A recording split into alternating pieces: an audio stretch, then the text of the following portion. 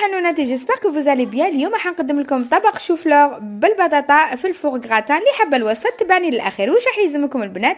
زوج حبيبات بطاطا كبار مغليين مقطعين في الماء والملح بيان سور، شامبينيون اختياري، حبيبه بصل صغيره، معدنوس وزيت زيتون ولا زيت عادي. تحطي المقله تاعك تسخن، تحطي فيها باش تدبلي لي شامبينيون والبصل المعدنوس، وبلا ما تنساي الفلفل الكحل، الملح، ودرت البودره تاع شويه توم باش تجي بنينه. دبلتهم كامل بعد ما حطيت الشامبينيون بلوتو الشوفلور والبطاطا يغليو، حطيتهم هادو يتبالوا كامل كما راكم تشوفوا.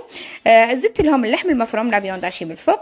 ها مغلاو الشامبين الشوفلور تاعي تو. بعد ما دهنت سنيوه بالزبده، فرشت التفريشه الاولى فيونداشي باش كي تقسمي الحبه يجي بنين، لازم تفريشه الاولى فيونداشي. درت التفريشه الثانيه بطاطا مغليه ما تكونش طيبه 100% باش ما تكسرلكش، والسر هو هذا البطاطا تاع البتي سويس يجيك منين.